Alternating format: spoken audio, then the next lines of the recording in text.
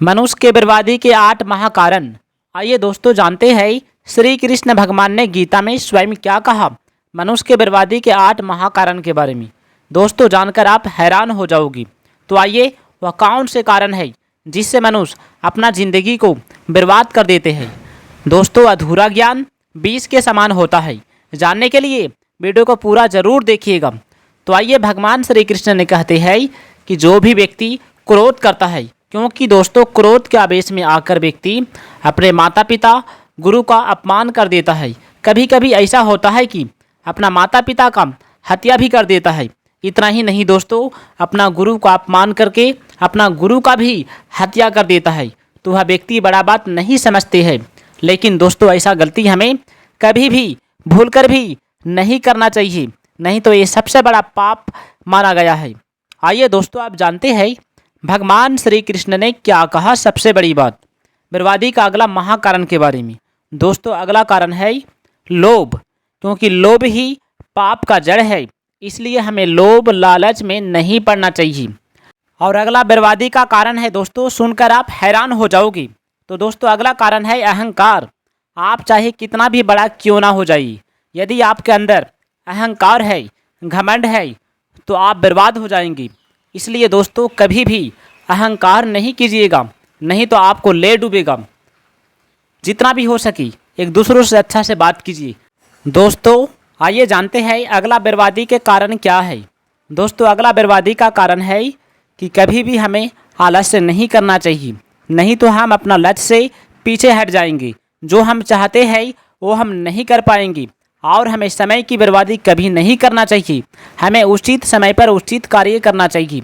इसलिए कबीर दास जी ने कहा है, कल करे सो आज कर, आज करे सो अब, पल में प्रलय होएगा, बहुरी करेगा कब। अर्थात जो काम कल करना चाहिए उस काम को आज ही कर लीजिए, और जो काम आज करना चाहिए उस काम को अब यानी कि अभी कर लीजिए।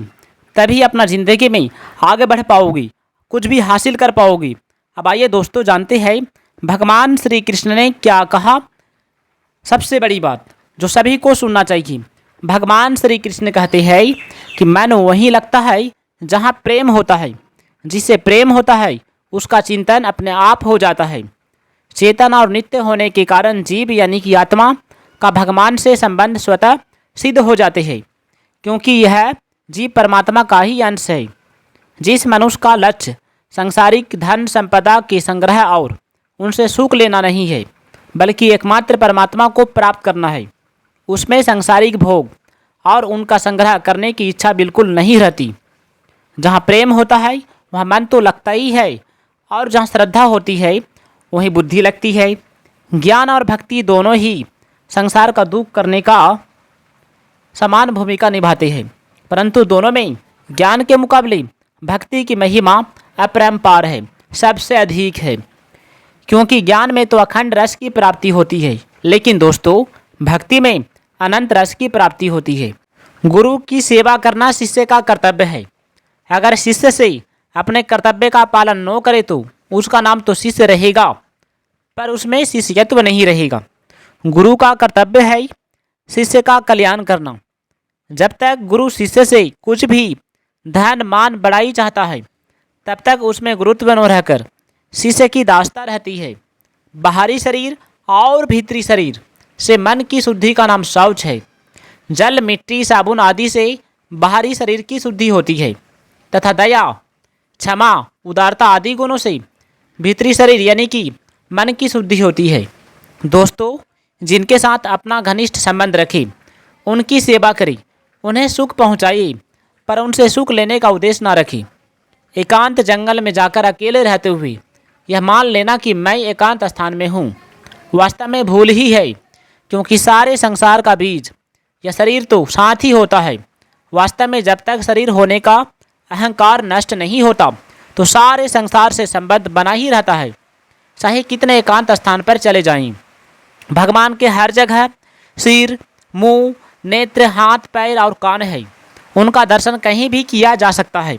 भगवान सबसे प्रेम और अपनापन रखते हैं, लेकिन किसी से मोह नहीं रखते। जो उत्पन्न होता है वह कार्य कहलाता है, और जिसके द्वारा कार्य की सिद्धि होती है वह करण कहलाता है। अर्थात क्रिया करने के जितने उपकरण हैं वे सब करण कहलाते हैं। करण 3 प्रकार के होते हैं, कर्मेंद्रियाँ, ज्ञानेंद्रियाँ और मन। बुद्धि एवं अहंकार। कर्मेंद्रियाँ स्थूल है, ज्ञानेंद्रियाँ सूक्ष्म है और मन बुद्धि एवं अहंकार अत्यंत सूक्ष्म है। जिन योनियों में बहुत सा सुख प्राप्त होता है उन्हें सत्य योनि कहा जाता है तथा जिनमें बहुत सा दुख प्राप्त होता है उन्हें असत योनि कहते हैं। गुणों के आधार पर ही प्राणी को सत्य या असत योनि की प्राप्ति होती है। महापुरुषों की कभी निंदा ना करें, यह अवनति का कारण माना जाता है। सूक्ष्म से सूक्ष्मतम और विशाल से विशालतम सभी प्राणियों में परमात्मा समान रूप से स्थित होता है। परमात्मा किसी में छोटे बड़े या कम ज़्यादा नहीं है। दोस्तों, घर के अंधेरे को मिटाने के लिए प्रकाश को तो लाना ही पड़ता है, लेकिन ईश्वर को कहीं से लाना नहीं पड़ता। वे शाश्वत होता है, सदैव होता है, हर स्थान में होता है, हर जीव में होता है, हर जगह पर होता है। अब आइए दोस्तों जानते हैं भगवान श्री कृष्ण ने क्या कहा सबसे बड़ी बात जो सभी को जानना परम आवश्यक है। जो भी व्यक्ति इन ज्ञानों को जान लेगा वह जीवन में परम शांति पालेगा। भगवान श्री कृष्ण कहते हैं, किसी बुरी घटना की आशंका से मनुष्य के मन में जो घबराहट होती है उसे भय कहा जाता है और भय के पूर्णता भाव को अभय कहा जाता है। इंद्रियों को पूरी तरह वश में करने का नाम दम है। इंद्रियों को समस्त कार्य शास्त्र अनुरूप होने चाहिए, इसे इंद्रियां निर्मल बनी रहती है।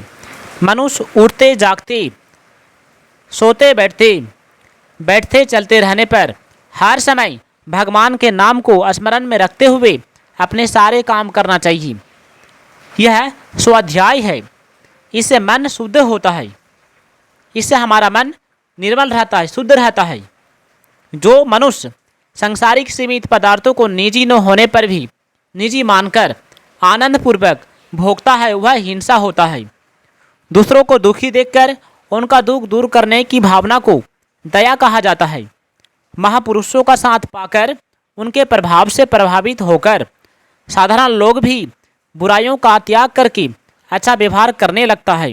इसलिए दोस्तों, इस दुनिया में धन दौलत से बड़ा चीज़ होता है एक कैरेक्टर, मनुष्य का व्यवहार, बोलचाल। वाणी ऐसा बोलिए कि मन का आपा खोए। वाणी से ही एक दूसरों का दिल को जीता जा सकता है।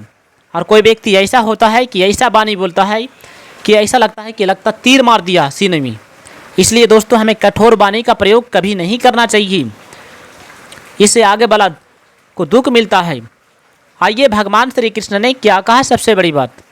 भगवान श्री कृष्ण कहते हैं कि जो व्यक्ति कहता है कि नो कोई कर्तव्य है और नो कोई अकर्तव्य, नो दुराचार है ना सदाचार और ना ईश्वर है, नो भाग्य, नो पुण्य, ना पाप, परलोक, नो किए हुए कर्मों का कोई अच्छा बुरा फल है, वह नास्तिक अर्थात ईश्वर को नो मानने वाला होता है।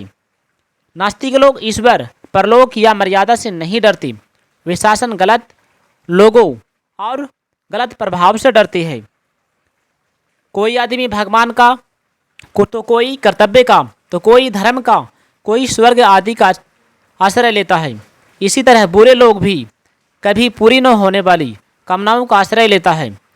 लोभ के फंदे में फंसे लोगों के पास लाखों करोड़ों रुपये हो जाएं तो भी उनकी मांगने की आदत खत्म नहीं होती। दोस्तों, बुरे स्वभाव के व्यक्ति लोभ में पड़कर सारे कर्म करते हैं। प्यारे दोस्तों, यदि वीडियो अच्छा लगे तो वीडियो को लाइक कीजिएगा, चैनल को सब्सक्राइब जरूर कीजिएगा, कमेंट में जय श्री कृष्ण राधे राधे जरूर लिखिएगा और अपना ख्याल रखिएगा।